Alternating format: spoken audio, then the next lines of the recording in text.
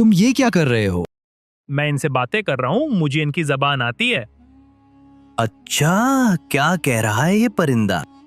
ये परिंदा मुझे कह रहा है कि कुछ देर में यहाँ बारिश होने वाली है। ये तो बहुत दिलचस्प है। क्या तुम मुझे परिंदों की बोली सिखाओगे? अगर तुम सीखना चाहते हो तो जरूर सिखाऊंगा। उस व्यक्ति की बात सुनकर सोहन खुश हुआ। फिर वह व्यक्ति सोहन को अपने घर के अंदर ले गया, क्योंकि हल्की हल्की बूंदाबांदी शुरू हो चुकी थी। इसके बाद सोहन उस व्यक्ति के साथ रहने लगा जिसका नाम दीनू था। दीनू ने सोहन को परिंदों की भाषा समझने और बोलने की कला सिखा दी और 1 साल के अरसे में सोहन इसमें माहिर हो चुका था। सोहन, तुम सीख चुके हो।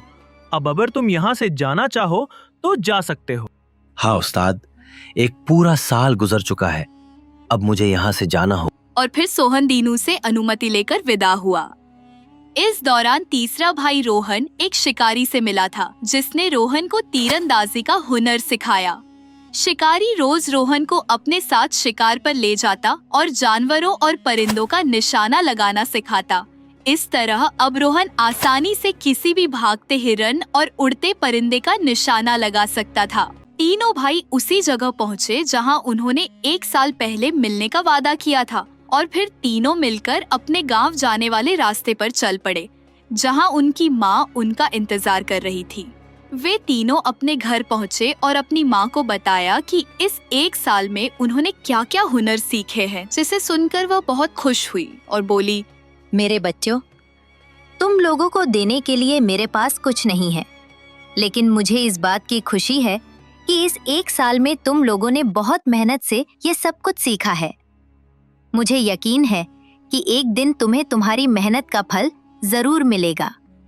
एक दिन गांव में शोर मच गया कि राजकुमारी को एक अजगर अगवा करके ले गया है, और राजा ने यह ऐलान करवाया है कि जो कोई भी राजकुमारी को सुरक्षित महल वापस ले आएगा, वह अपनी दौलत में से एक बड़ा हिस्सा उसे इनाम में देगा। तीनों भाइयों ने सोचा कि किस्मत ने उन्हें एक मौका दिया है जिसे गंवाना नहीं चाहिए। उन्होंने राजकुमारी को अजगर की कैद से आजाद करवाने का निश्चय किया और रवाना हो गए। वे तीनों घर से निकल तो पड़े, लेकिन यह नहीं मालूम था कि अजगर ने राजकुमारी को अगवा करके कहाँ रखा है। वे तीनों सोच ही रहे थे कि अचानक सोहन सामने की ओर बढ़ा, जहाँ जमीन पर जगह जगह विभिन्न प्रकार के पक्षी बिखरे हुए दाने को चुग रहे थे। सोहन उनके करीब बैठा और अनजानी भाषा में बोलने लगा। तभी एक पक्षी उसके हाथ पर आकर बैठ गया। सोहन ने उस पक्षी से कुछ कहा